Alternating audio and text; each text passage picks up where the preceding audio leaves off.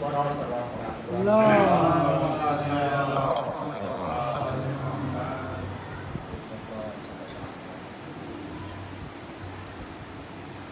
جب کوئی دعا ورنہ دوا کام کرے گی، جب کوئی دعا ورنہ دوا کام کرے گی، ارے عباس کے پرچم کی ہوا کام کرے گی، عباس کے پرچم کی ہوا کام کرے گی، اکثر یہ علی کہتے تھے غازی کو اٹھا کر،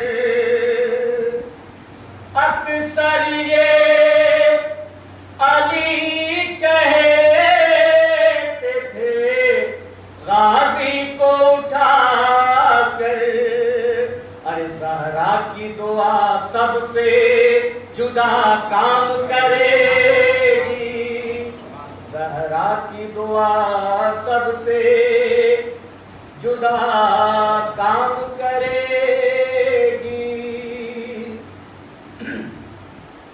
اب چاند کا کیا کام رہا گھر میں علی کے، اب چاند کا کیا کام رہا گھر میں علی کے، ماہ بنی ہاشم کی ضیا کام کرے گی، ماہ بنی ہاشم کی ضیا کام کرے گی، ایک عام سی لکڑی کو بھی عباس جو کہے دے،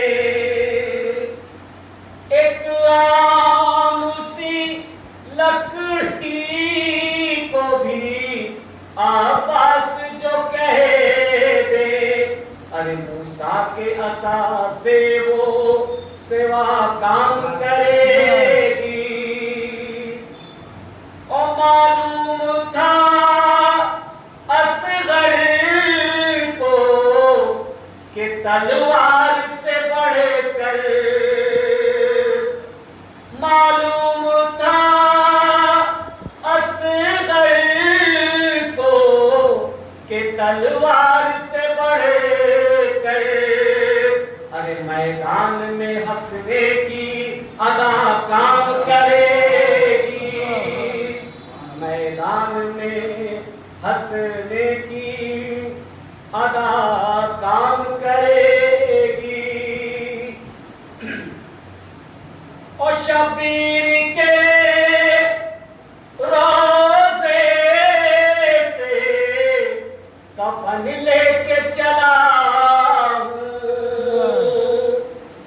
شبیر کے روزے سے کفن لے کے چلا ہوں، اب میری حفاظت کا قضا کام کرے گی، اب میری حفاظت کا قضا کام کرے گی،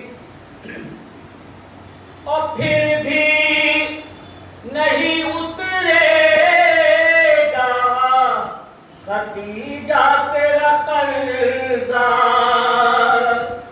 پھر بھی نہیں اترے گا خدیجہ تیرا قرضہ، ارے دن رات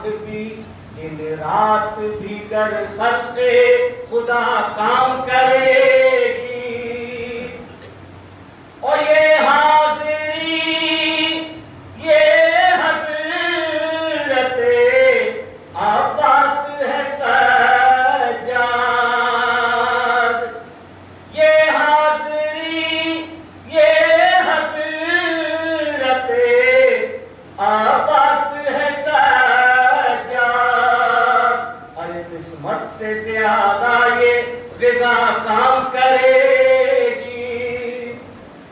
जब कोई दुआ और ना दवा काम करेगी। सलवात पढ़ा अल्लाहुम्मा सल्ली अला मुहम्मद।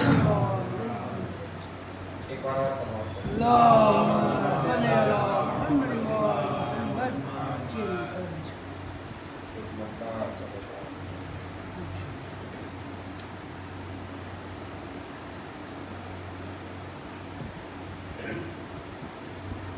बताया ना गया,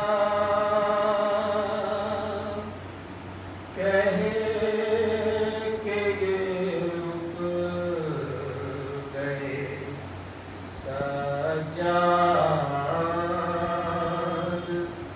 बताया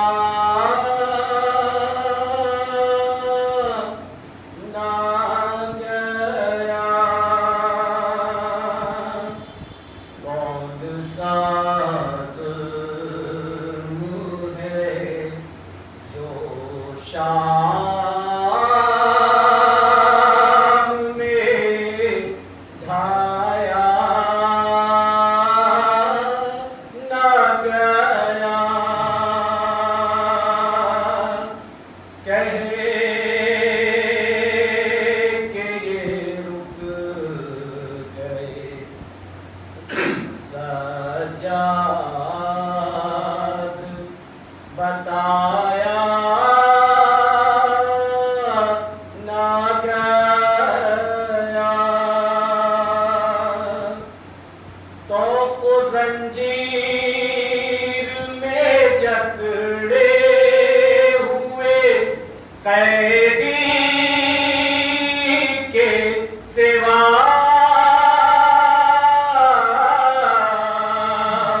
तो को जंजीर में जकड़े हुए कैदी के सिवा किसी बीमार को कांटों पे चलाया ना गया, कहे कि ये रुक गए सजाद। बताया ना गया, रोए सजाद बहुत देर तलक जिंदा में, रोए सजाद बहुत देर तलक जिंदा में। लाश जब पाली सकीना का उठाया ना गया, और देखा सैराब ज़बीहे को तो बोले सजाद।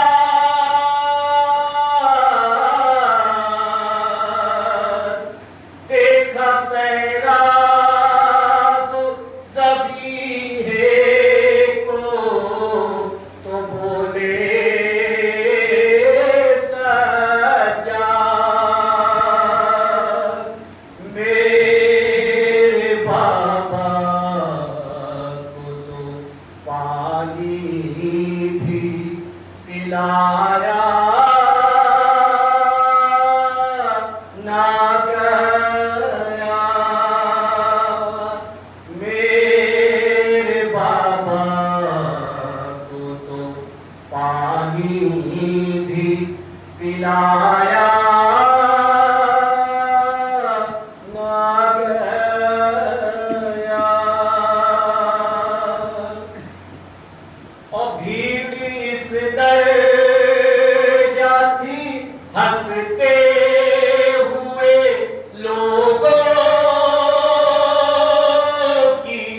وہاں بھیڑ اس در جاتی ہنستے ہوئے لوگوں کی وہاں ارسل بھی بازار میں عابد سے اٹھایا نہ گیا سر بھی بازار میں عابد سے اٹھایا نہ گیا اور جب تلک نہ گئے سارے شرابی تب تک جب تلک نہ گئے سارے شرابی تب تک ثانیے زہرا کو دربار میں لایا نہ گیا کہے کہ یہ رک گئے سجاد بتایا نہ گیا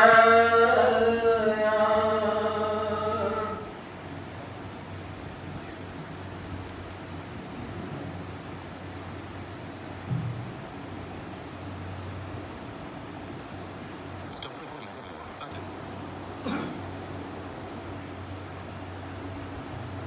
Viewfinder. Focus on. Stop recording video button.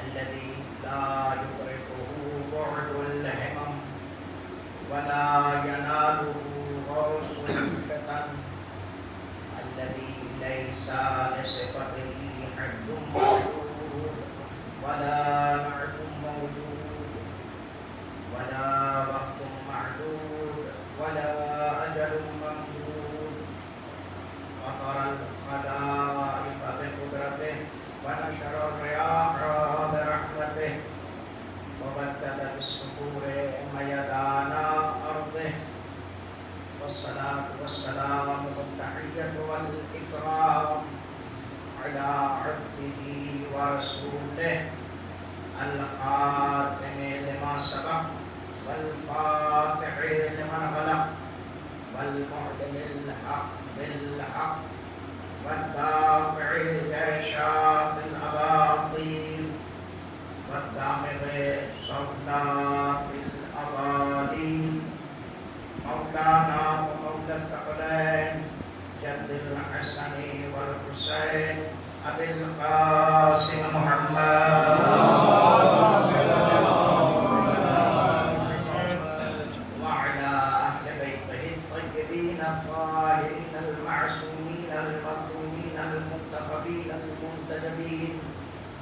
الذين أذهب الله عنهم الرجس وطهرهم تطهيرا.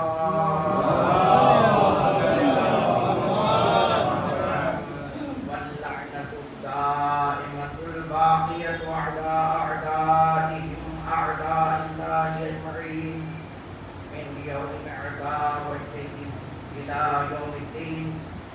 أما بعد فقد قال رسول الله صلى الله عليه وآله وسلم إني تارك فيكم ثقلين ما إن تمسكتم بهما لن تضلوا بعدي كتاب الله وعترتي أهل بيتي ولن يفترقا حتى يرد علي العروس. صلوات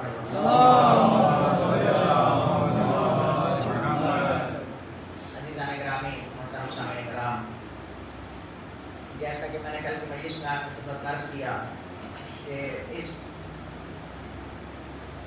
عشرہ مبارکہ میں آپ کی حسین سماعتوں کے حوالے سرکار سید الشہداء حضرت امام حسین علیہ السلام سیرت، ان کے کردار، ان کے صفات اور ان کے کمالات کو احادیث معصومین کی روشنی میں پیش کرنا.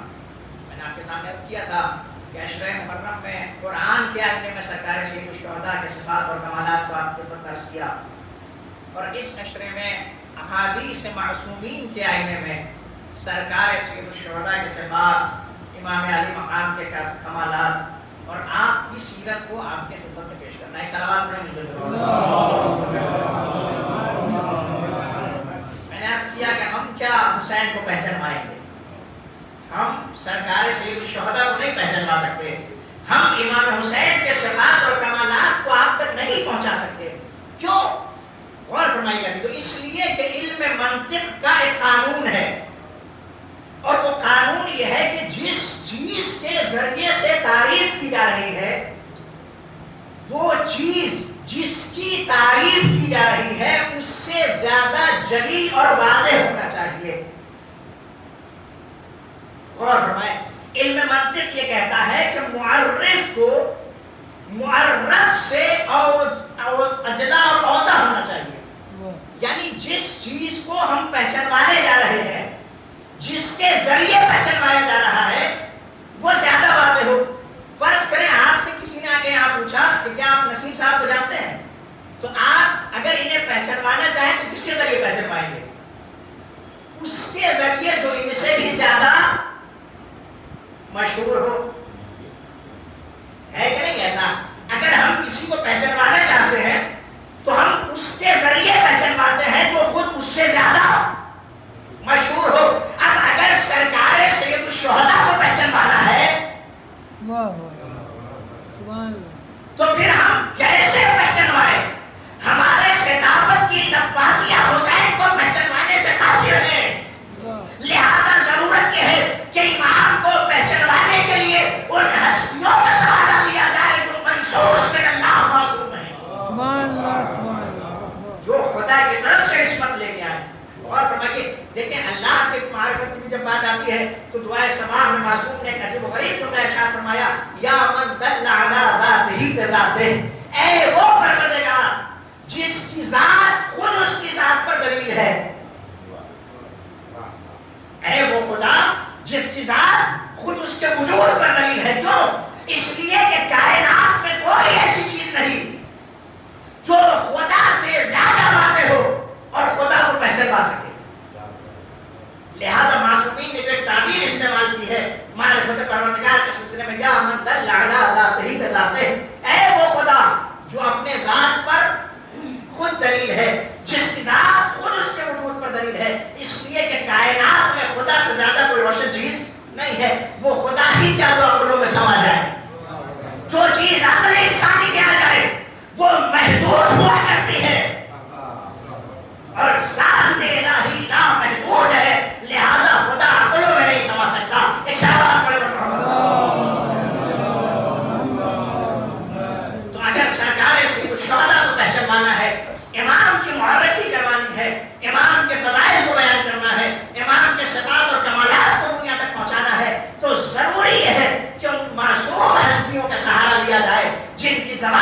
نکلے ہوئے کلمات الہی کلمات ہوتے ہیں، کلام وحی پر مبنی کلمات ہوتے ہیں، الہامی کلمات ہوتے ہیں، اللہ کی طرف سے عطا کیے ہوئے کلمات ہوتے ہیں۔ ایک صلوات پڑھا سرکار سید الشہداء احادیث معصومین کی آیت میں غور فرمائیں۔ کل میں نے آپ کے سامنے عرض کیا تھا کہ زمانے کے امام نے جب سرکار سید الشہداء کو پہچاننا چاہا تو آواز دی اشہد انکا کنتا للرسول ولدا وللقرآن سندا وللامت عبدا وفی الطاعت مجتہدا۔ اے آقا میں یہ گواہی دیتا ہوں کہ آپ فرزند رسول تھے، آپ قرآن کے لیے سند تھے، آپ امت مسلمہ کے لیے قوت بازو تھے، اور آپ اطاعت پروردگار کی راہ میں کوشاں تھے۔ آپ قرآن کے لیے سند تھے، امت کے لیے قوت بازو تھے۔ امام حسین نے بہت سے افراد کو بلا کے سمجھایا، اپنے ساتھ چلنے کے لیے کہا، اپنے کاروبار میں شامل ہونے کے لیے کہا۔ کچھ خوش نصیب تھے جو اپنا ماضی بھول کر قافلہ حسینی میں شریک ہوئے اور دنیا میں رہتی دم کے لیے ان کا نام باقی رکھ لیا۔ کچھ ایسے بدنصیب تھے جنہوں نے حسین کا نام چھوڑ دیا، حسین کا ساتھ چھوڑ دیا، حسین کی معیت کو ترک کر دیا اور رہتی دنیا تک کے لیے بدنام ہو گئے، سفید تاریخ سے مٹ گئے۔ دنیا اگر آج ان کا نام بھی لیتی ہے تو اس عزت اور شرف کے ساتھ نہیں لیتی جس عزت اور جس شرف کے ساتھ حسین کے اصحاب و انصار کا نام لیا جاتا ہے۔ میں نے کل آپ کی خدمت میں عرض کیا، عبید اللہ ابن حر جعفی امام بلاتے ہیں تو کہتا ہے کہ آپ گھوڑا نہیں چاہیے، آپ تلوار لے جائیے، لیکن ہم آپ کے ساتھ نہیں آئیں گے۔ دیکھیں یہی ایک واحد انسان نہیں تھا جسے امام نے بلا کے سمجھایا ہو اور اپنے ساتھ آنے کے لیے کہا۔ میں جملہ بدل کے آپ کی خدمت میں عرض کروں، حسین نے کربلا میں صرف ایک ہور تیار نہیں کیا، حسین نہ جانے کتنے ہور تیار کرنے کی تلاش اور کوشش میں تھے۔ یہ الگ بات ہے کہ جس کے ضمیر میں رمز حیات باقی تھی وہ حسین کی بات کو سمجھ کے آیا اور پھر حر علیہ السلام بن گیا، مگر جس کا ضمیر ہوتا ہو چکا تھا۔ عبید اللہ ابن حر جعفی جیسا انسان اس پر حسین کی نصیحت کرنے کو ایسا نہ۔ آپ صرف جناب حر نہیں ہے جنہیں امام نے دعوت دی ہو، جو امام کی طرف آئے ہوں، امام کو دیکھ کے بدل گئے ہوں، کردار بالکل تبدیل ہو گیا۔ زہیر ابن قیم یہ کیا بہت پہلے سے بولائے تھے، وہب قلبی کیا تھے؟ یہ سب وہ افراد تھے جو سرکار سید الشہداء کو دیکھتے گئے، آپ کے قیام کے حضرت کو سمجھتے گئے اور اپنے آپ کو تبدیل کرتے گئے۔ امام نے عبید اللہ ابن حر جعفی سے کہا تھا ان علیک ذنوبا کثیرا، میرے دامن کا بہت گناہ ہے، اگر چاہتا ہے کہ ان گناہوں سے معاف ہو جا اور محشر میں میرے جب پیغمبر تیری شفاعت کرے تو میرا ساتھ دے دے، میری نصرت کر، میری مدد کر، میرے ساتھ کربلا کے میدان میں چل۔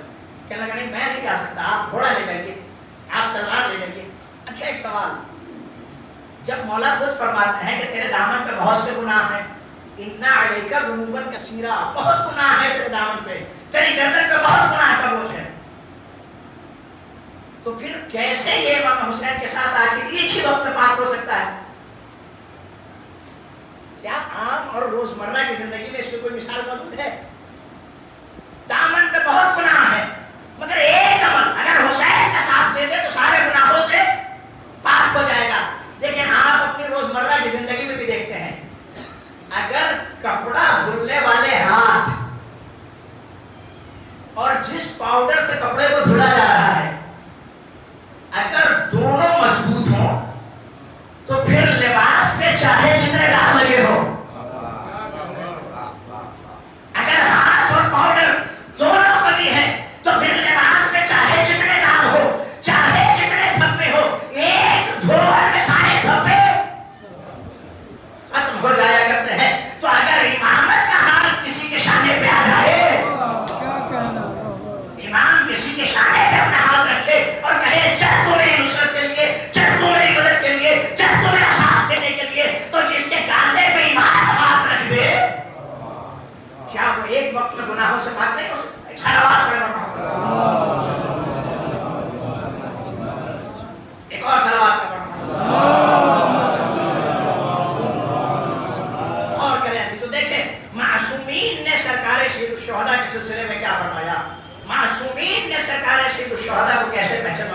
معصومین نے سرکار سید الشہداء کی فضیلت کو کیسے بیان کیا ہے. غور فرمائیے ہمارے اور آپ کے پہلے امام علی بن ابی طالب علیہ السلام.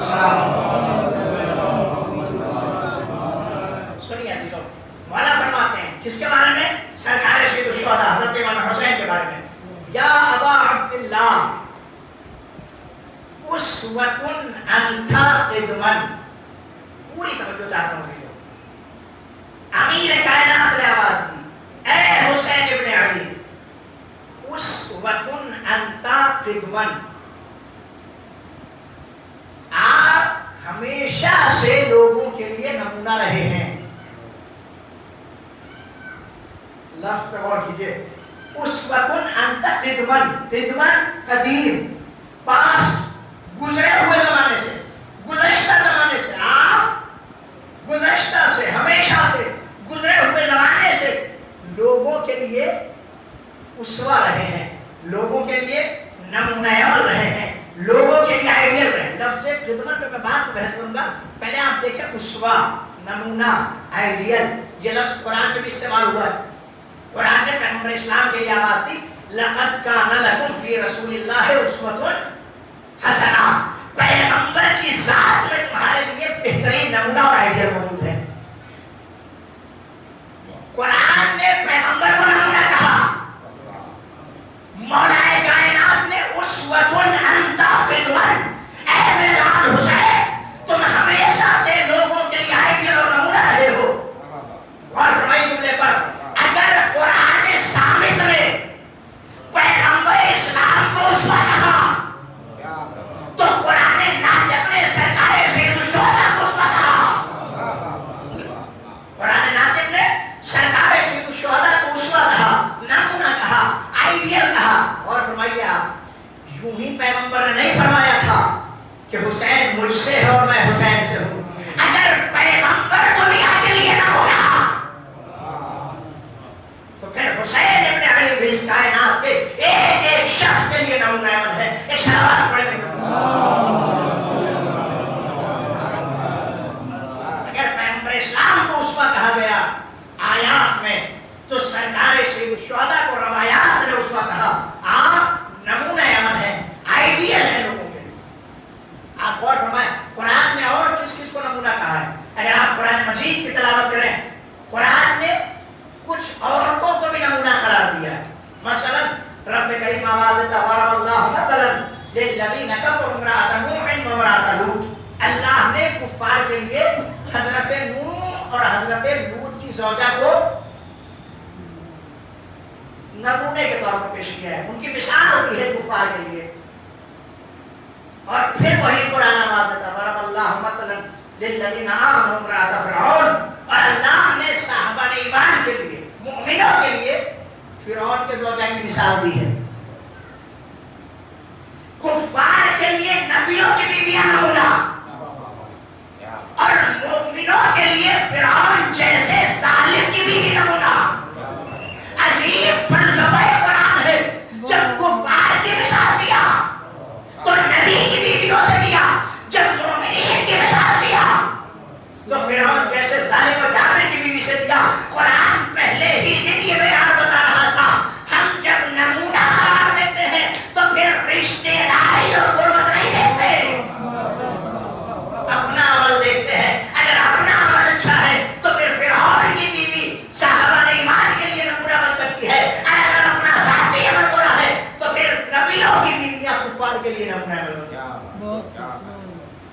قرآن نے مثال دی، نمونے کے طور پر پیش کیا کفار کے لیے حضرت نوح اور حضرت لوط کی زوجہ کو، اور مومنین کے لیے فرعون کی زوجہ کو.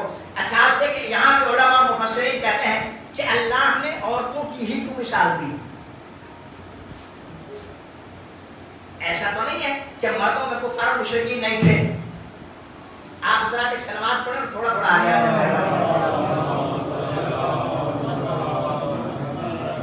تھوڑا آگے تشریف لیں تاکہ بعد میں آنے والوں کو سہمت کے سامنے سلوات پڑھیں محمد والے. علماء کہتے ہیں کہ اللہ نے عورتوں کی ہی کیوں مثال دی. دیکھیں یہ بھی تو ہو سکتا تھا کہ خدا کفار کے لیے کسی مرد کی مثال لا کے پیش کرتا اور مومنین کے لیے بھی کسی مرد کی مثال پیش کر دیتا. عورتوں کا ہی ذکر کیوں ہے؟ اب یہاں مفسرین نے ایک توجیہ پیش کی ہے, ایک بات کہی, اور وہ بات یہ ہے, سنیے گا تو, کہ سماج کو بنانے یا بگاڑنے میں جتنا عورت کا ہاتھ ہوتا ہے اتنا اہم رول مردوں کا نہیں ہوا کرتا. کیوں؟ اس لیے کہ بچہ دنیا میں آتے ہی پہلی تربیت کا ماں کی آغوش. اب بچہ جیسے ہی ماں کی آغوش میں آیا, اس نے ماں کو اپنے لیے نمونہ سمجھا, آئیڈیل سمجھا. اب جیسے جیسے ماں حرکتیں کرتی چلی جائے گی, بچے کے ذہن و دماغ میں وہ حرکات و سکنات نقش ہوتے چلے جائیں گے. اب اگر ماں نیک اخلاق کی مالک ہوگی تو بچہ نیک نمونہ دیکھ کے نیک بنے گا. اگر ماں بد اخلاق ہوگی تو بچہ اسے نمونہ سمجھ کے بد اخلاق ہو جائے گا. تو علماء کہتے ہیں کہ اللہ نے جو عورتوں کی مثال دی, اس کی ایک وجہ یہ ہو سکتی ہے کہ عورتوں کا معاشرے کو بنانے یا بگاڑنے میں بہت بڑا رول ہے. اگر عورت چاہے تو پورا کا پورا سماج و معاشرہ بہترین ہو جائے. اپنے آغوش میں ایسے بچوں کو پالے, ایسی تربیت کرے بچوں کی کہ پھر بچے دین کے لیے جان دینے پر تیار ہو جائیں, اللہ کی اطاعت کی راہ میں گشر ہیں, امام وقت کی نصرت اور مدد کے لیے تیار رہیں. گویا یہ سمجھیں کہ اگر عورتیں چاہیں تو اپنے بچے کی اس نیت سے پرورش کر سکتی ہیں کہ میں ایک بچہ نہیں بلکہ اپنے زمانے کے امام کے لیے سپاہی تیار کر رہی ہوں. اگر عورت چاہے تو اس نیت سے تربیت کر سکتی ہے اپنے بچے کی, اور اس مقام پر پہنچا سکتی ہے بچے کو کہ وہ ایک معمولی سا بچہ جو کسی ماں کے آغوش میں پلتا تھا, وہ آنے والے زمانے میں زمانے کے امام کا سپاہی بن سکتا ہے. ایک شہباز پڑھ کر غور فرمائیے. دوسری بات یہاں پہ جو قابل غور ہے کہ اللہ نے مؤمنین کے لیے فرعون کے زوجہ کی مثال دی, اور کفار و مشرکین کے لیے حضرت نوح اور حضرت لوط کے زوجہ کی مثال دی. غور فرمائیے گا. ایک بات جو یہاں اور قابل غور ہے وہ یہ ہے, سنیے تو, اللہ نے جن عورتوں کو کفار و مشرکین کے لیے نمونے کے طور پر پیش کیا, یعنی حضرت نوح اور حضرت لوط کی زوجہ, انہوں نے کیا کیا؟ دنیا کی زر کو برق کی خاطر نبی خدا کو تنہا چھوڑ دیا. حضرت نوح کی زوجہ نے کہا کہ میں تو کشتی میں سوار, میں ہونے والی اس طوفان سے آپ اور آپ کی کشتی کو, آپ کے چاہنے والوں کو خدا بچانا ہے تو بچائے, میں کشتی میں سوار نہیں ہونے والی. اپنے بیٹے سے کہا بیٹا تو آ جا, بیٹے نے بھی جانے سے انکار کر دیا. طوفان کے وقت میں نبی خدا کو نبی خدا کی زوجہ نے چھوڑ دیا کہ آپ جائیے طوفان میں کشتی لے کر, ہم آپ کے ساتھ نہیں جانے والے. دنیا کی سر کو برف اور رنگینیوں کو دیکھ کر نبوت کا ساتھ چھوڑا. حضرت لوط کی زوجہ نے کیا کیا؟ ایک راز جسے فاش کرنے سے, جس کا ذکر کرنے سے حضرت لوط نے منع کیا تھا, اس راز کو قوم کے درمیان جا کے پھیلا دیا کہ ہمارے یہاں کچھ حسین نوجوان آئے ہیں, کچھ خوبصورت لوگ آئے ہوئے ہیں. تو یہاں بھی حضرت لوط کی زوجہ نے حضرت لوط کے ساتھ نہیں دیا, قوم کا ساتھ دیا. دنیا کی رنگینیوں کو دیکھ کر نبوت کا ساتھ چھوڑ دیا. اور فرمائیے کہ قدرت نے ایک معیار بنا دیا کہ جو دنیا کی رنگینیاں دیکھ کر نبی خدا کو تنہا چھوڑ دے, وہ کفار کے لیے نمونہ ہوتا ہے. اور جو تخت و تاج کو ٹھکا کر نبوت کا ساتھ دے دے, وہ صحابہ نے ایمان کے لیے نمونہ بنتا ہے. ظاہر ہے کہ زوجہ فرعون کے پاس کیا نہیں تھا؟ تخت تھا, تاج ہے, لشکر ہے, ہزاروں کنیزیں ہیں, ہزاروں غلام ہیں, قصر شاہی ہے, پوری خدائی ہے. لیکن ساری خدائی ایک طرف, قصر شاہی ایک طرف, تخت و تاج ایک طرف, غلام اور کنیزیں ایک طرف, سب کو ٹھکرا کے نبی خدا حضرت موسیٰ پر ایمان لے آئے. تو قدرت نے ایک اصول بنایا کہ جو دنیا کی رنگینیوں کی خاطر نبوت کو تنہا چھوڑ دے, وہ کفار کے لیے نمونہ, اور جو نبوت کی خاطر دنیا کو ٹھکرا دے, وہ صحابان نے ایمان کے لیے نمونہ. ایک سلوات پڑھ کر ایک اور سلوات پڑھ. عزیزو, آپ کی خدمت میں عرض کر رہا تھا, سر سرکار سید الشہداء احادیث معصومین کے آئینے میں کہ معصومین نے اس امام علی مقام کے سلسلے میں کیا ارشاد فرمایا. غور فرمائیے، امیر المومنین فرماتے ہیں اسوۃ انت قدمن، اے میرے لال حسین تم ہمیشہ سے، گزشتہ زمانے سے، ماضی سے، زمانے قدیم سے لوگوں کے لیے اسوہ رہے ہو، نمونہ عمل رہے ہو. اب میرا آپ سے سوال یہ ہے کہ جو لفظ قدیم امیر المومنین نے استعمال کیا ہے، قدیم زمانے سے، گزشتہ زمانے سے، گزرے ہوئے زمانے سے، پاسٹ سے لوگوں کے لیے نمونہ رہے ہو. مولا نے کوئی قید نہیں بیان کی کہ تم گزشتہ میں کس کے لیے نمونہ تھے، اور جب کلام میں کوئی قید بیان نہ ہو تو پھر اس کا مطلب یہ ہے کہ وہ بات سب کے لیے شامل ہے. مولا کائنات نے کسی کو الگ نہیں کیا کہ ان کے لیے نمونہ تھے اور ان کے لیے نمونہ نہیں تھے. اسوۃ انت قدمن، اے میرے لال حسین تم ہمیشہ سے، گزشتہ زمانے سے، قدیم زمانے سے لوگوں کے لیے نمونہ رہے ہو. قدیم زمانے میں حضرت آدم بھی ہے، کاش میری بات واضح ہو. قدیم زمانے میں حضرت نوح بھی ہے، زمانے قدیم میں حضرت ابراہیم بھی ہے، زمانے قدیم میں حضرت اسماعیل بھی ہے، زمانے قدیم میں حضرت موسیٰ بھی ہے، زمانے قدیم میں حضرت عیسیٰ بھی ہے. اور مولا کائنات نے نہ حضرت آدم کو جدا کیا، نہ حضرت نوح کو نہ کیا، نہ حضرت ابراہیم کو نہ کیا، نہ حضرت اسماعیل کو نہ کیا، نہ حضرت موسیٰ کو نہ کیا، نہ حضرت عیسیٰ کو نہ کیا. ایک آواز تھی، اے میرے لال حسین تم زمانے قدیم سے، گزشتہ زمانے سے، گزرے ہوئے زمانے سے، پاس زمانے سے لوگوں کے لیے نمونہ عمل رہے ہو. اس کا مطلب یہ ہے کہ آدم کے لیے بھی حسین نمونہ تھے، نوح کے لیے بھی حسین نمونہ تھے، حضرت ابراہیم کے لیے بھی حسین نمونہ تھے، حضرت اسماعیل کے لیے بھی حسین نمونہ تھے، حضرت موسیٰ کے لیے بھی حسین نمونہ تھے، حضرت عیسیٰ کے لیے بھی حسین نمونہ تھے. اور اس بات پر دلیل بھی ہے کہ جب بھی کوئی نبی کربلا سے گزرا تو خدا نے اس وقت تک آگے نہیں بڑھنے دیا جب تک یزید پر لعنت نہ کرتی ہو.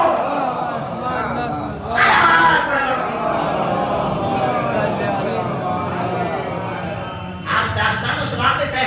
حضرت آدم سرزمین کربلا سے گزرے، چوٹ لگی، اللہ نے کہا جبرائیل کو بھیجا، جبرائیل جا کے آدم سے کہو حسین کے قاتلوں پر لعنت کرے. حضرت نوح کی کشتی اسی جگہ پر طوفان میں ڈگمگائی، اللہ سے دعا کی خدایا کون سی جگہ ہے؟ فرشتے نے آ کے کہا اے نوح حسین کے قاتلوں پر لعنت کرو. مولا فرماتے ہیں اے میرے لال یا ابا عبداللہ اسوۃ انت قدمن، اے میرے لال حسین تم ہمیشہ سے، گزشتہ زمانے سے، گزرے ہوئے زمانے سے لوگوں کے لیے نمونہ.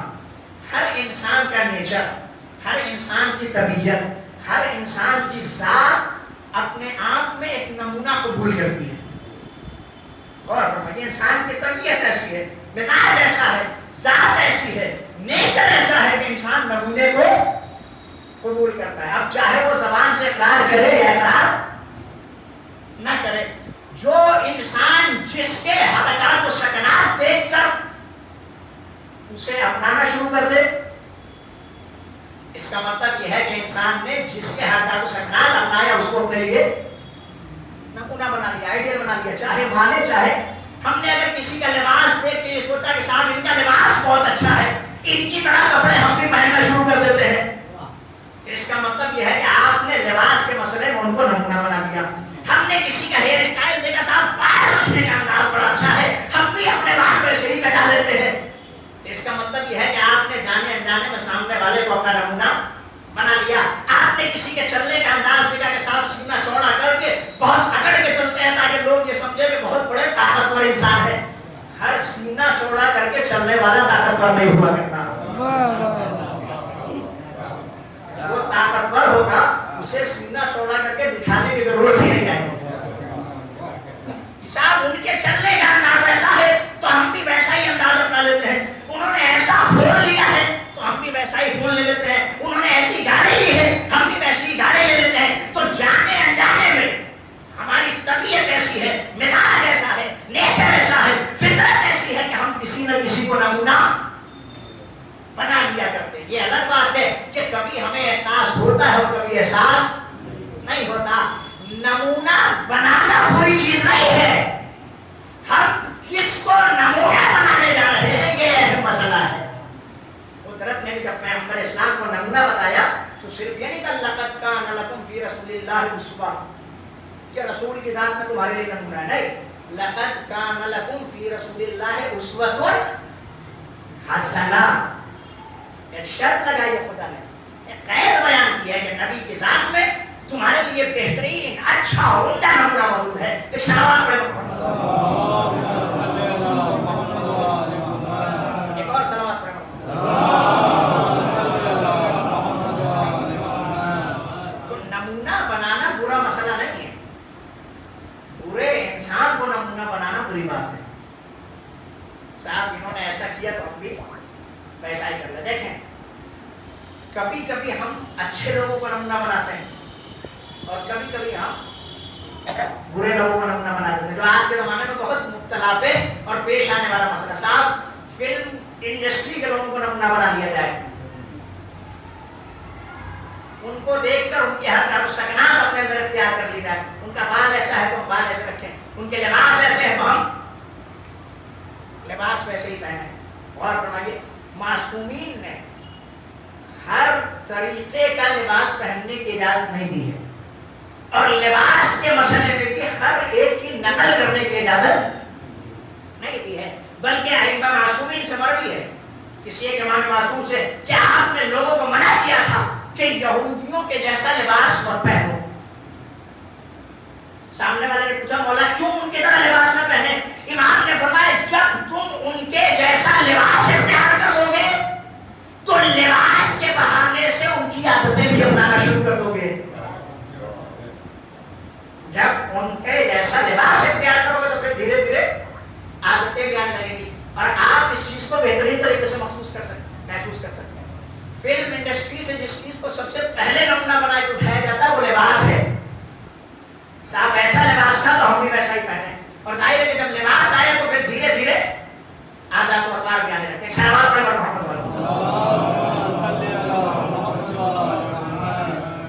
بے دلیل بغیر سوچے سمجھے بغیر غور و فکر کیے ہر ایک کو نمونہ نہیں بنانا چاہیے. امیر کائنات حضرت علی بن ابی طالب علیہ السلام فرماتے ہیں الناس ثلاثہ، لوگ تین طریقے کے ہیں. عالم ربانی، ایک قسم لوگوں کی وہ ہے تو عالم ربانی ہے، خدا رسیدہ علماء، او متعلم علی سبیل النجات، یا کچھ لوگ وہ ہیں جو نجات کے راستے پر گامزن ہو کے علم حاصل کر رہے ہیں. تیسری قسم کون سی ہے؟ وَحَمَجٌ رَعَاٌ أَتْبَاعُ كُلِّ نَاطِقٍ، کچھ لوگ ایسے ہیں جو نہ عالم ہیں یعنی جنہوں نے دین سیکھا ہے اور نہ دین سیکھ رہے ہیں. پھر کیا ہے؟ حَمَجٌ رَعَاٌ أَتْبَاعُ كُلِّ نَاطِقٍ، ہر چیخنے والے کی آواز پر دوڑ پڑتے ہیں.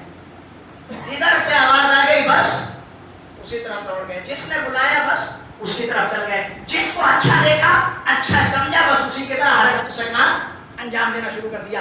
جس کا انداز بھا گیا اسے نمونہ بنا لیا، جس کا آئیڈیا اچھا لگا اس کے آئیڈیا کو اپنا لیا. لم یستضیئوا بنور العلم، مولا فرماتے ہیں یہ لوگ جو ہر چیز کو پکار کرنے والے کی آواز پہ دوڑ جاتے ہیں وہ افراد ہیں جنہوں نے نور علم سے استفادہ کیا ہے. ولم یلجؤوا الی رکن مسیح، اور نہ کسی مضبوط بھروسے مند پلر کا سہارا لیا ہے.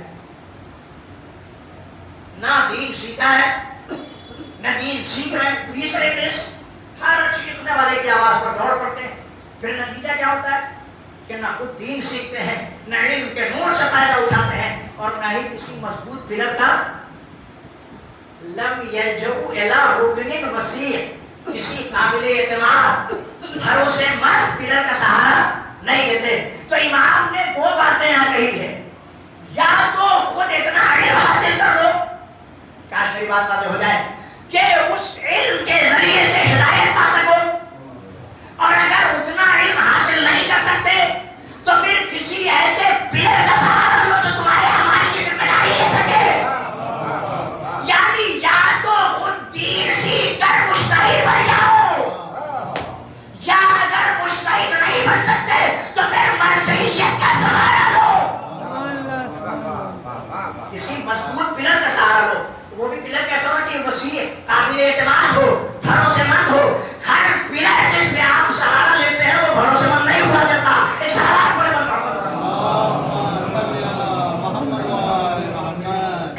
तो हर एक को आइडियल नहीं बना सकते, हर एक के पीछे नहीं भाग सकते, हर बुलाने वाले की आवाज पे लबैक नहीं कह सकते, हर चीज को पुकार करने वाले के पीछे नहीं दौड़ सकते। पैगंबर इस्लाम हज़रत मोहम्मद मुस्तफा सल्लल्लाहु अलैहि वसल्लम पैगंबर इस्लाम ने इरशाद फरमाया, सातवें इमाम ने नबी करीम की इस हदीस को बयान किया। इसमें भी पैगंबर इस्लाम ने तकरीबन यही बात कही। नबी फरमाते को ना आलिमन या आलिम बन जाओ और मुतअल्लिमन या फिर मुतअल्लिम बन जाओ, यानी दीन सीखना शुरू कर दो, सीखने लगो। वला तकुन इम्मा, और इम्मा न बनो, इम्मा न बनो। लोगों ने पूछा या रसूल अल्लाह ममल इम्मा, ये इम्मा क्या मतलब है इसका? पैगंबर ने फरमाया ला तकुल अना मअन नास, और फरमाई करते जुमले पर नबी ने फरमाया या आलिम बन जाओ, दीन सीख लो, या मुतअल्लिम बन जाओ, दीन सीखना शुरू कर दो, और इम्मा न बनो। लोगों ने कहा या रसूल अल्लाह ये इम्मा क्या है? पैगंबर फरमाते ला तकुल अना मअन नास, हर मसले में ये ना कहा साहब जिधर आवाम की राय है, जिधर सब है तब हम भी हैं।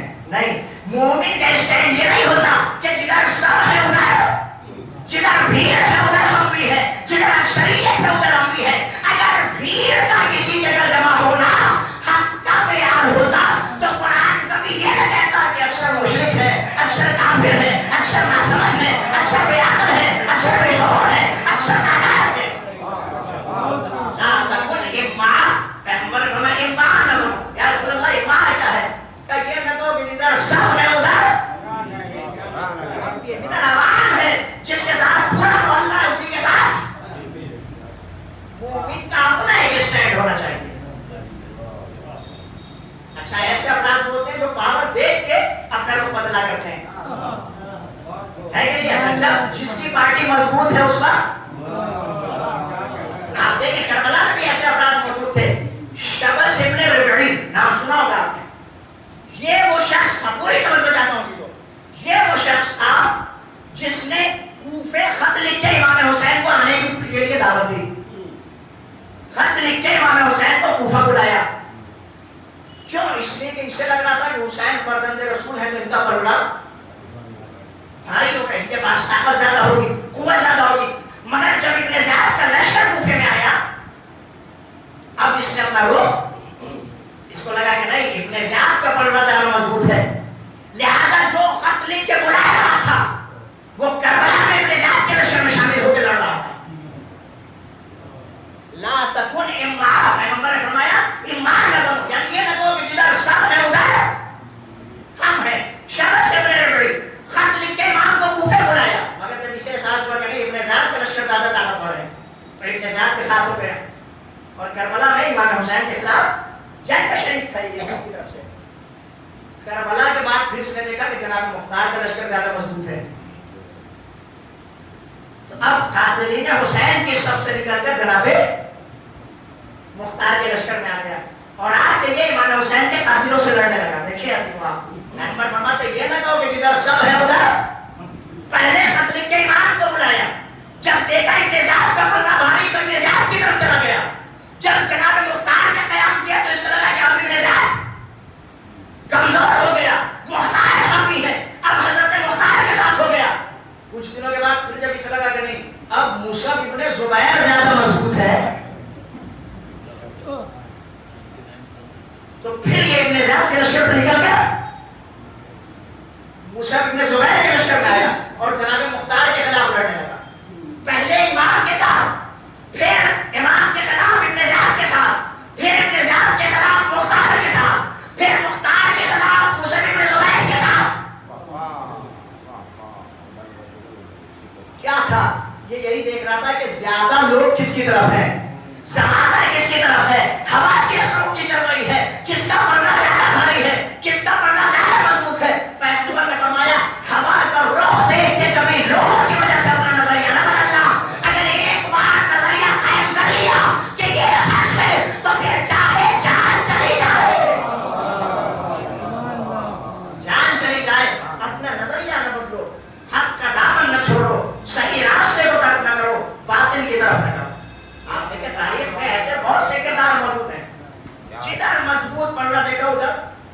اسی لیے روایات کہتی ہے ایاکا والتلون، سنے تو روایات کہتی ہے کہ رنگ بدلنے سے پرہیز کرو اور بچو. ایسا نہیں ہے کہ جب جس رنگ کو دیکھا اس وقت اسی رنگ میں. فارسی کا ایک بہت مشہور شاعر تھا، وہ کہتا تھا خواہی نشوی رسوا ہم رنگ جماعت باش. اگر چاہتے ہو کہ سماج میں ذلیل نہ ہو تو پھر تو سماج کا رنگ ہے وہی رنگ اپنے اوپر چڑھا دیتا ہو. یہ تو شاعر کا شعر تھا، مگر اسلام کہتا ہے ایاک والتلون، رنگ بدلنے سے بچو. مومن کا رنگ خدائی رنگ ہونا چاہیے، اور قرآن کہتا ہے سب سے بہترین رنگ خدائی رنگ ہے. ایک شہادت پڑھو.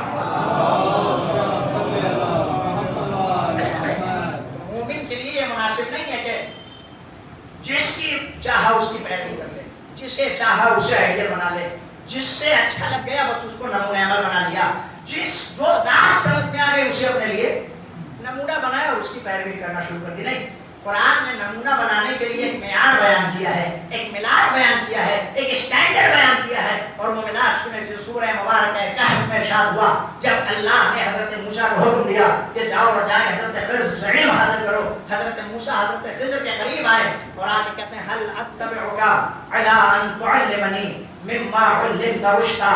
اے حضرت خضر، کیا میں آپ کی پیروی کر سکتا ہوں دو شرطوں پر.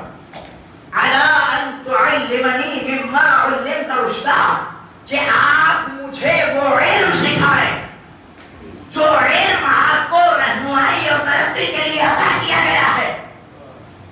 تو قرآن کے مطابق حضرت موسیٰ نے کب حضرت خضر کی پیروی شروع کی، کب حضرت خضر کو نمونہ بنایا، کب حضرت خضر کے پیچھے چلنے کا حکم دیا. دو شرطوں پر، ایک علم اور دوسرا علم کے ساتھ ساتھ ترقی. قدرت نے نمونہ بنانے کا معیار بتا دیا کہ جب بھی کسی کو نمونہ بناؤ تو وہ ذات ایسی ہو جو تمہیں علم دے سکتی ہو اور ترقی کے راستوں پر لے جا سکتی ہو. ہر ذات کو نمونہ نہیں بنایا جا سکتا، ہر کسی کو آئیڈیل نہیں بنایا جا سکتا، ہر کسی کو اپنے لیے مشعل راہ نہیں بنا سکتے. ایک شاباش پڑھو.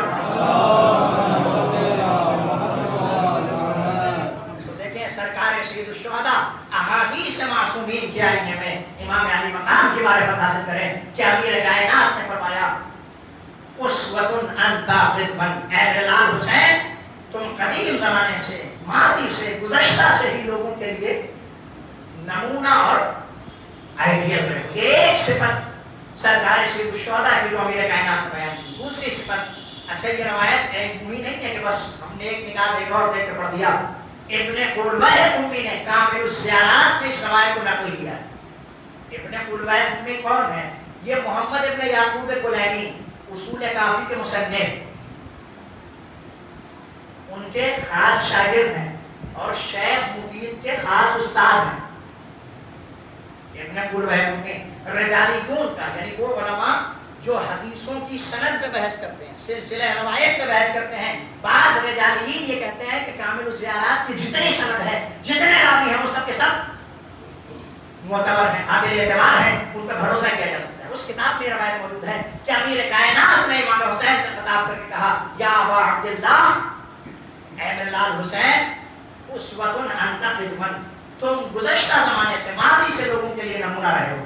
پھر اس کے بعد مولا فرماتے ہیں آج کا فقرہ فواللہ الذی نفسی بیدہ. امیر کائنات نے فرمایا اے بلال حسین، اس خدا کی قسم جس کے قبضے قدرت میں میری جان ہے، لیسفکن بنو امیہ دما. اے بلال حسین، بنی امیہ تیرا خون بہائیں گے، لیکن ثم لا یزیلونک عنک دینک. خون تو تیرا بہا دیں گے لیکن تجھ سے تیرا دین نہیں چھین پائیں گے.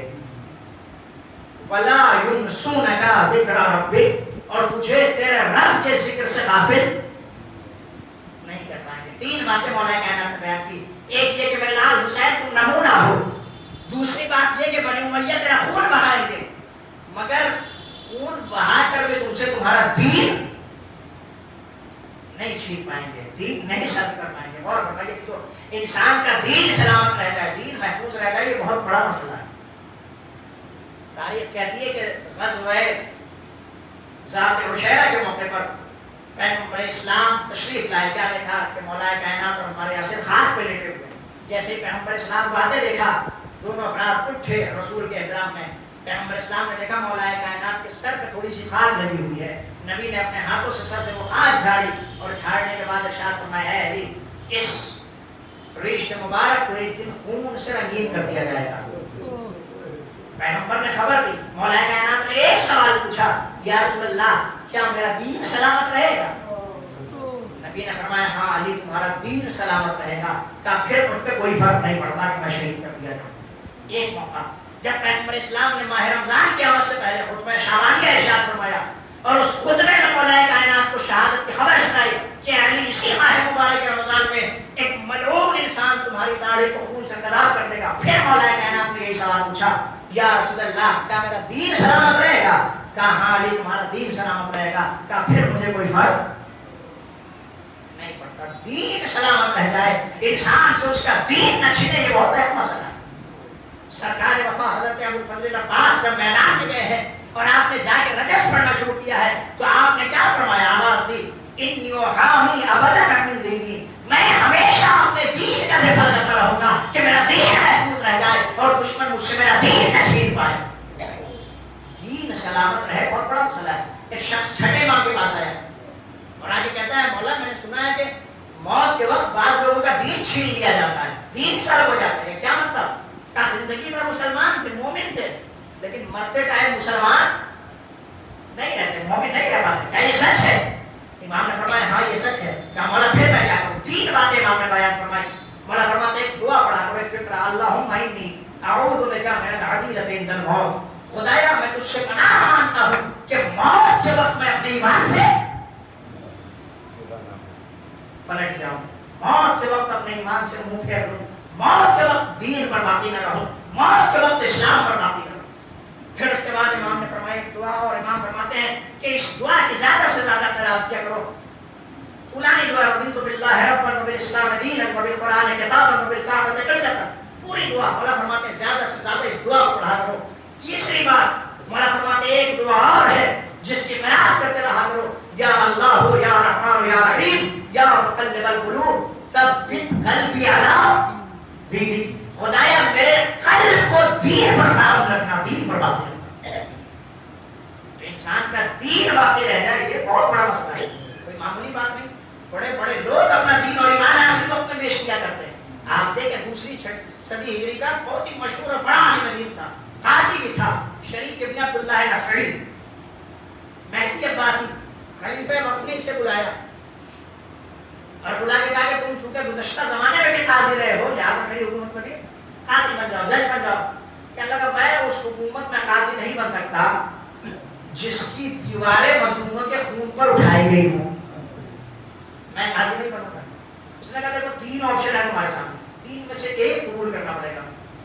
یا تو قاضی بن جاؤ، یا میرے بچوں کے استاد بن جاؤ، یا ایک ٹائم میرے ساتھ دسترخوان پہ بیٹھ کے کھانا نوش فرما لو. قاضی تھا، پڑھا لکھا انسان تھا، تجربہ کار آدمی تھا. کہنے لگا بظاہر یہ جو تیسرا آپشن ہے کہ ایک ٹائم بیٹھ کے بادشاہ کے ساتھ کھانا کھا لو، یہی سب سے آسان اور اچھا آپشن ہے. کہا ٹھیک ہے یہ تیسری شرط منظور ہے، ہم ایک ٹائم بیٹھ کے تمہارے دسترخوان پر کھانا کھانے کا. ظاہر کہ شاہی دسترخوان سجایا گیا. اب کے دسترخوان پر بیٹھا اور اس نے کھانا کھانا شروع کیا اور جو لقمے توڑنا شروع کیا تو جو خانسامہ اور باورچی تھا، کھانا کھلانے والا تھا، اس نے بادشاہ کے کان میں کہا کہ اس کے کھانے کا انداز یہ بتا رہا ہے کہ اب یہ قاضی بھی بنے گا اور تمہارے بچوں کا استاد بھی بن جائے گا. اور وہی ہوا. اس انسان نے ایک وقت دسترخوان پر بادشاہ کے ساتھ کھانا کھانے کے بعد یہ سوچا کہ صاحب جب ایک ٹائم اتنا اچھا کھانا مل رہا ہے تو کیوں نہ ساری زندگی تینوں ٹائم ایسا ہی کھانا ملتا رہے. کھانا کھا کے اٹھا کہنے لگا صاحب اب قضاوت کا منصب بھی قبول ہے، استادی کا منصب بھی قبول ہے، قاضی بھی بن جائیں گے، تمہارے بچوں کو پڑھا بھی دیں گے. سنیے گا دین انسان بیچنے کا آتا ہے. جب دنیا انسان کی نگاہوں میں خوبصورت لگنے لگے، قاضی بھی بن گیا، بچوں کا استاد بھی بن گیا. ایک بار تنخواہ کا مسئلہ آیا، خزانچی کے پاس گیا کہ لاؤ صاحب قضاوت کی تنخواہ، استادی کی تنخواہ مجھے دے دو۔ خزانچی نے کہا کہ ابھی حکومت کے خزانے میں زیادہ مال نہیں ہے، کچھ تنخواہ ابھی لے لو اور کچھ بعد میں لے لینا۔ پر یہ خزانچی سے بھڑ گیا، لڑنے لگا کہ صاحب میں تو پہلے سے ہی منظور نہیں کر رہا تھا، آپ کی حکومت نے اتنا اصرار کیا تو میں نے یہ منصب قبول کر لیا، اور جب تنخواہ دینے کا مسئلہ ہے تو باتیں گھما رہے ہیں ادھر ادھر کہ خزانہ نہیں ہے اور پیسہ نہیں ہے اور مال نہیں ہے، دولت نہیں۔ سنیے گا اس کو، خزانچی نے کہا سنو، تم نے ہماری حکومت کے ہاتھوں اپنا گندم نہیں بیچا ہے جو اتنی ہٹ دھرمی سے ہم سے بات کر رہے ہو، گندم بیچ کے ہم سے معاملہ کرنے نہیں آئے ہو کہ گندم دیا ہے اور پورا پیسہ لے کے جائیں گے۔ یہ حکومت کا احسان ہے کہ تمہیں قاضی بھی بنایا، استاد بھی بنایا اور اچھی تنخواہ بھی تمہارے لیے موجود کی۔ سنیں گے کہ تمہارا اس کا پڑھا لکھا انسان تھا، کہنے لگا سن، میں نے تیری حکومت کے ہاتھوں گندم نہیں اپنا پورا دین بیچا ہے، اور اسی دین بیچنے کے مقابلے میں تجھ سے تنخواہ کا مطالبہ کرنے آیا۔ جب دنیا انسان کی نگاہوں میں خوبصورت نظر آنے لگے تو پھر انسان اس دنیا کو حاصل کرنے کے لیے دین بھی بیچ دیا کرتا ہے۔ ایک شراب پڑھنا مولا کائنات نے فرمایا میرے لال یہ بنی امیہ تیرا خون تو بہائیں گے مگر تجھ سے تیرا دین نہیں چھین سکتے۔ دوسری بات، تیسری بات، لا ینسونک ذکر ربک، تیرا خون تو بہا دیں گے، سر کو تہ سے جدا کر دیں گے مگر تجھے تیرے رب کے ذکر سے غافل نہیں کر سکتے، تیرے رب کو تیرے دماغ سے نہیں بھلا سکتے۔ یہ خون بہا دیں، قتل کر دیں، سر و کن میں جدائی کر دیں، لیکن تجھے تیرے رب کی یاد سے، پروردگار کے ذکر سے غافل نہیں کر سکتے۔ اور یہی ہوا جو مولا کائنات نے بیان فرمایا تھا، خون تو بہا دیا بنو امیہ نے، لشکر نے، لیکن کیا امام حسین کو ذکر پروردگار سے روک سکے؟ قرآن مجید آواز دیتا ہے وَلَا تَكُونُوا كَالَّذِينَ نَسُوا اللَّهَ فَأَنسَاهُمْ أَنفُسَهُمْ أُولَٰئِكَ هُمُ الْفَاسِقُونَ۔ قرآن کہتا ہم لوگوں کی طرح نہ ہو جاؤ جنہوں نے خدا کو بھلا دیا۔ نتیجہ کیا ہوا؟ فَأَنسَاهُمْ أَنفُسَهُمْ، لوگوں نے خدا کو بھلایا اور خدا نے خود ان کو خود فراموشی کا شکار بنا دیا، یعنی وہ اپنے نفس کو بھول بیٹھے، وہ سمجھتے تھے کہ ہم نے خدا کو بھلا دیا ہے، نتیجہ یہ ہوا کہ وہ اپنے نفس کو بھول گئے، اور جو اپنے نفس کو بھول گیا قرآن کہتا ہے یہی لوگ فاسق ہیں۔ جو خدا کو بھول جائے پھر وہ اپنے آپ کو بھول جاتا ہے، اپنی فطرت بھول جاتا ہے، احساس بھول جاتا ہے، جذبات بھول جاتا ہے، عواطف بھول جاتا ہے، نیچر بھول جایا کرتا ہے۔ پھر اگر انسان نماز نہ بھی پڑھے تو اسے احساس نہیں ہوتا کہ ہم کتنا بڑا گناہ کر رہے ہیں، کیوں؟ اس لیے کہ احساس ختم ہو چکا ہے، انسان خود فراموشی کا شکار ہو گیا، اپنے آپ کو بھولا بیٹھا ہے۔ اگر روزہ نہ رکھے تو پھر اسے احساس نہیں ہوتا ہم کتنا بڑا گناہ کر رہے ہیں، کیوں؟ اس لیے کہ خود فراموشی کا شکار ہو گیا، اپنے آپ کو بھول بیٹھا۔ پھر اگر غیبتیں کرتا پھرے، فساد کرواتا پھرے، مومنین کے درمیان اختلاف کرواتا پھرے، پھر اسے احساس نہیں ہوتا، کیوں؟ خود فراموشی کا شکار ہو گیا، اپنے آپ کو بھول گیا ہے۔ تو قرآن کا صاف اعلان ہے جو خدا کو بھول جائے وہ اپنے آپ کو بھول جاتا ہے، اور جو اپنے آپ کو بھول جائے وہ فاسق ہو جایا کرتا ہے، کھلا کھلا گناہ کرنے لگتا ہے، کیوں؟ اس لیے کہ احساس مردہ ہو جائے گا۔ مولا فرماتا ہے میرے لال تو اسوہ ہے، نمونہ ہے لوگوں کے لیے، بنی امیہ تجھے قتل تو کر دیں گے مگر تجھ سے تیرا دین نہیں چھین سکتے، تجھے قتل تو کر دیں گے مگر تجھے یاد الہی سے غافل نہیں کر سکتے۔ اور زمانے میں، تاریخ نے، کائنات نے یہی منظر دیکھا کہ سر تن سے جدا تو ہو گیا مگر سر تن سے جدا ہونے کے بعد بھی نوک نیزہ پر ذکر پروردگار کر رہا تھا، قرآن کی تلاوتیں کر رہا تھا، سورہ مبارک کہف کی آیتیں پڑھ رہا تھا۔ یہ کیا تھا؟ یہ مولا کائنات کی اس پیشین گوئی کا بہترین نمونہ تھا، بہترین مثال اس بات کی تھی کہ حسین کے سر و تن میں جدائی ہو گئی مگر حسین ذکر الہی سے غافل نہیں ہوئے، یاد خدا سے کوئی شے حسین کو الگ نہیں کر سکی۔ ہاں زاداروں، جب سر تن سے جدا ہو گیا، اب یہاں پر مورخین نے لکھا ہے کہ لوگوں نے ان کٹے ہوئے سروں کو जब नेज़ों की नोक पर देखा तो चाहे वो हुसैन का सर हो, चाहे वो अबुल फजल अब्बास का सर हो, चाहे वो अली अकबर का सर हो, चाहे वो कासिम का सर हो, जब लोगों की निगाहें इनकी पेशानियों पर पड़ती थी तो आपस में एक दूसरे से कहते थे जरा इन पेशानियों को तो देखो, इस पर कैसे सजदे के निशान मौजूद हैं, इनकी पेशानियों से जिक्र इलाही की वजह से कितना नूर साते हो रहा है। अल्लाहु अकबर, सरो तन में जुदाई हो गई, शाम में गरीबा का सन्नाटा छाया, एक आवाज बुलंद हुई, घोड़ों की नालबंदी की जाए, हुसैन के लाश को पामाल करना है। फिजा ने इस आवाज को सुना, आगे कहा है बीबी ज़ैनब आपके भैया हुसैन की खैर। अरे मैंने अपने कानों से सुना है कि सरे सादी ऐलान कर रहा था हुसैन के लाश को घोड़ों की नालबंदी की जाए, हुसैन के लाशों को पामाल करना है। हजारों तारीख के 10 माहिर घुड़सवार निकले जिन्होंने अपने वजनी घोड़ों को उठाया। 5 घोड़े मशरिक की तरफ, 5 घोड़े मारे की तरफ, मशरिक के घोड़े मारे को दौड़े, मारे के घोड़े बीच में ज़ख्मों से छोड़ हुसैन का जिस्म नाज़नी संगीन घोड़ों के नाकों से जिस्म की हड्डियां छोड़ जिस्म टुकड़े हो गए। हजारों मकातिल के किताबों में लिखता है, शेख मुफीद लहरामा लिखते हुसैन की लाश को घोड़ों की टापों से इतना पामाल किया गया कि इमाम का सीना आपकी पुश्त में इमाम ने आगे मकाम का सीना हटता और तो उस तरह ऊपर लगा, इमाम का सीना आपकी पुश्त से जा गया।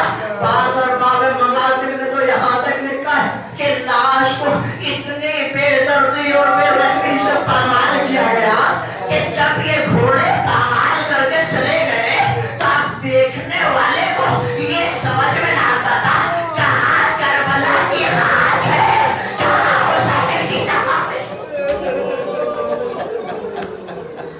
कहाँ करबला की खाक है, कहाँ हुसैन की लाश मौजूद है। बाज़र बाबे मकातिल ने लिखा है, तारीख की किताबों में मिलता है कि जब ये मलाइक घोड़ों की टापों से इमाम के लाशे को पामाल करने के लिए आए तो इन्होंने इमाम की पुश्त पर एक स्याह निशान देखा। आपस में पूछना शुरू किया, अरे इस शख्स के जिस्म पर इसकी पुश्त पर स्याह निशान कैसा है? किसी शबी ने आवाज दी, जानते हो ये किसका लाशा है? अरे जिन लाशे को तुम पामाल करने आए हो ये उसका लाशा है जो रात की तारीकी में